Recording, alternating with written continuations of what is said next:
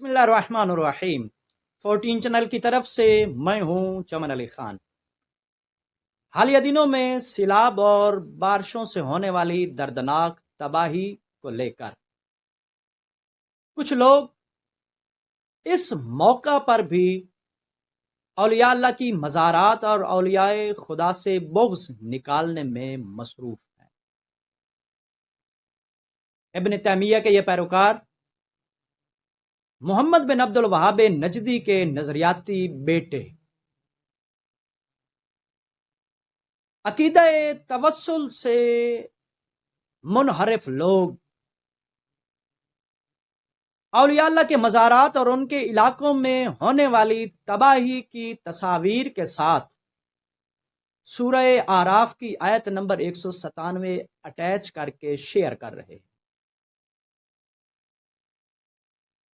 سورہ آراف کی آیت نمبر 197 میں ارشاد پروردگار ہوتا ہے والذین تدعون من دونہ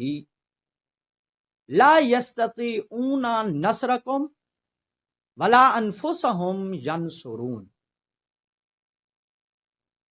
اس آیت میں ارشاد پروردگار ہو رہا ہے کہ وہ جنہیں تم خدا کے علاوہ پکارتے ہو نہ ہی وہ تمہاری مدد کرنے کی استطاعت رکھتے ہیں اور نہ ہی وہ اپنے آپ کی مدد کر سکتے ہیں۔ یہ وہ آیت ہے کہ جو آیت دراصل مشرکوں کے حوالے سے ہے کہ مشرک خدا کو چھوڑ کر بتوں کو پکارتے ہیں، اور اس آیت میں اسی حوالے سے ہی ان کو کہا جا رہا ہے کہ وہ بت جنہیں تم پکارتے ہو اور خدا سمجھتے ہو، خدا کے علاوہ خدا بنا رہے ہو۔ اگر آپ اس آیت کے حوالے سے اس سے پہلے والی آیت پر غور کریں تو آپ کو بخوبی میری بات کی حقیقت سمجھ آ جائے گی کہ یہ آیت خدا کی حجتوں، خدا کے نمائندوں کے بارے میں نہیں ہے بلکہ بتوں کے بارے میں ہے۔ جیسا کہ یہ 9واں پارہ سورہ آراف اور اس سے پہلے والی آیت میں، بلکہ اس سے بھی پہلے والی آیت میں ارشاد پروردگار ہو رہا ہے کہ قُلِ ادْعُوا شُرَكَاءَكُمْ ثُمَّ كِيدُونِي فَلَا تُنظِرُونَ۔ کیا ہے محمد، آپ ان مشرکوں سے، ان کافروں سے کہہ دیجئے کہ تم اپنے شریکوں کو بلاؤ، پھر میرے ساتھ چالیں چلو، یعنی مجھ پر اپنے حربے آزماؤ اور مجھے کسی قسم کی مہلت نہ دو۔ اگلی آیت میں ارشاد ہو رہا ہے ان ولی اللہ الذی نزل الکتاب۔ محمد ان سے فرما دیجئے کہ میرا سرپرست، میرا حمایتی وہی اللہ ہے کہ جس نے کتاب کو نازل کیا ہے۔ وَهُوَ يَتَوَلَّى الصَّالِحِينَ، اور وہ نیک بندوں سے دوستی رکھتا ہے۔ اور اس کے ساتھ اگلی آیت میں، اسی آیت میں جو کہ نجدی قسم کے لوگ جسے اولیاء اللہ کے خلاف استعمال کر رہے ہیں اور اولیاء اللہ کے خلاف استعمال کرنے کی جسارت کر رہے ہیں، وہ آیت یہاں پر ہے کہ والذین تدعون من دونہ لا یستطیعون نصرکم ولا انفسہم ینصرون۔ اب آپ بخوبی اس بات کو سمجھ چکے ہوں گے کہ یہ آیت جو ہے سورہ آراف کی آیت نمبر 197، یہ حضور کے اس چیلنج کا حصہ ہے جو حضور نے بت پرستوں کو کیا تھا، اور یہ اپنے آپ کو توحید پرست کہنے والے اس آیت کو توحید کے نمائندوں کے خلاف استعمال کرنے کی جسارت کر رہے ہیں۔ اب آ جائیے اگلی بات کی طرف کہ یہ جو اس آیت کے استعمال سے یہ کہہ رہے ہیں کہ دیکھیے جی، اگر اولیاء اللہ، اگر صاحبان مزارات، اگر اللہ کے نیک بندے کے جو قبروں میں ہیں وہ اگر کچھ کر سکتے ہوتے تو ان کے اپنے علاقوں میں کیوں تباہی ہوتی، ان کے جہاں مزارات ہیں وہاں کیوں تباہی ہوتی۔ ان لوگوں کے جواب میں گزارش کروں گا کہ شاید کہ آپ خانہ کعبہ کی یعنی اللہ کے گھر کی تاریخ سے آگاہ نہیں ہیں۔ وہ خانہ کعبہ جو اللہ کا گھر ہے اور جسے حضرت ابراہیم نے اور حضرت اسماعیل نے حضرت عیسیٰ علیہ السلام کی ولادت سے 1892 سال پہلے تعمیر کیا تھا، وہ کعبہ ایک بار نہیں، 2 بار نہیں، بلکہ 10 بار تعمیر نو کے مراحل سے گزرا ہے۔ اور ساتھ میں یہ بھی عرض کرتا چلوں کہ اس تعمیر نو میں 2 مرتبہ اللہ کے اس گھر کا سیلاب کی وجہ سے منہدم ہونا شامل ہے، اور 2 مرتبہ بنو امیہ کی طرف سے اس گھر کا منہدم کیا جانا بھی شامل ہے۔ سیلاب کی وجہ سے کب اللہ کا یہ گھر یعنی خانہ کعبہ منہدم ہوا؟ تمام سنی شیعہ مورخین نے اپنی کتابوں میں یہ بات درج کی ہے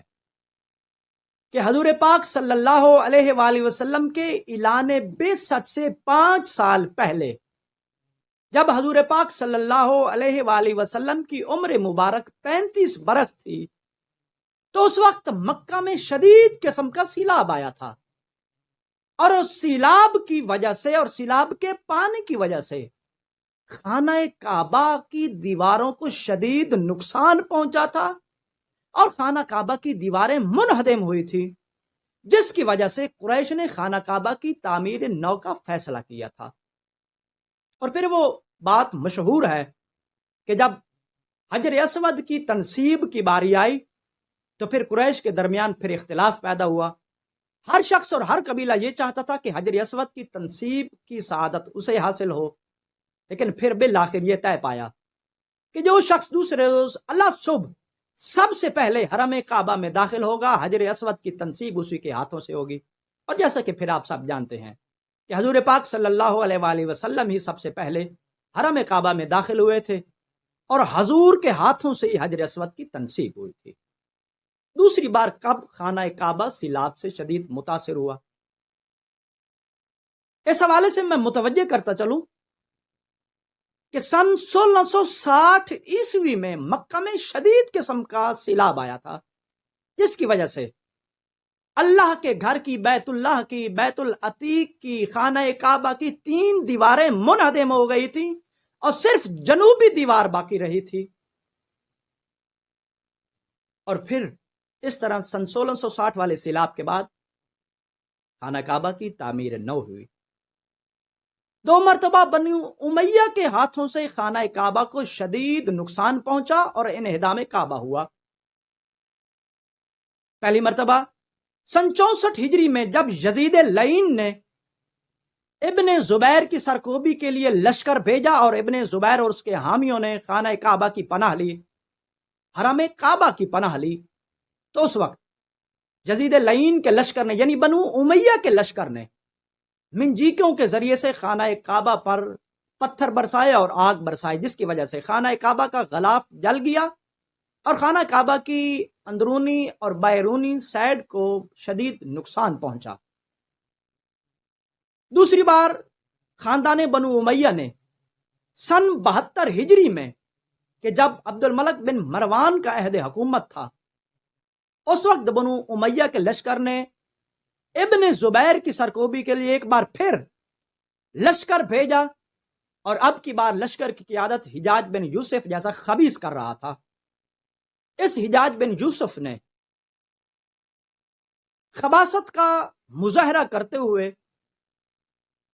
منجیکوں کے ذریعے سے ایک بار پھر خانہ کعبہ پر پتھراؤ کیا اور خانہ کعبہ پر آگ برسائی۔ میں آپ تمام سننے والوں کو متوجہ کرتا چلوں کہ سن 316 یا 17 ہجری میں بحرین سے تعلق رکھنے والے کرامتا نے بھی خانہ کعبہ پر حملہ کیا تھا، بہت سے حجاج اور زائرین بیت اللہ کو شہید کیا تھا، مکہ مکرمہ میں بہت سے مقامات مقدسہ کی بے حرمتی کی تھی، اہل مکہ کی جان مال اور عزتوں کو لوٹا تھا، اور یہاں تک کہ ان کرامتا نے حجر اسود کو بیت اللہ سے جدا کیا اور اپنے دارالحکومت میں لے گئے تھے، اور 22 سال تک انہوں نے حجر اسود کو اللہ کے گھر سے جدا رکھا تھا۔ آپ نے دیکھا کہ یہ جو چند ایک مثالیں میں نے آپ کے سامنے بیان کی ہیں، اللہ کے گھر میں بھی سیلاب آیا اور اللہ کے گھر کو بھی شدید نقصان پہنچا۔ اللہ کے گھر پر اللہ کے دشمنوں نے حملہ کیا اور اللہ کے گھر کو منہدم کرنے کا باعث بنے۔ اللہ کے گھر سے اللہ کے دشمن حجر اسود کو اکھاڑ کر لے گئے، اور 22 سال تک انہوں نے اللہ کے گھر سے حجر اسود کو دور رکھا۔ اب یہاں پر کوئی بھی یہ نہیں کہے گا کہ اللہ بے بس تھا یا اللہ مجبور تھا۔ اب میں ان لوگوں سے پوچھتا ہوں کہ وہ کیا وجہ تھی کہ اللہ کے گھر کو سیلاب نے نقصان پہنچایا اور اللہ نے اپنے گھر کو معجزانہ طور پر کیوں محفوظ نہیں رکھا؟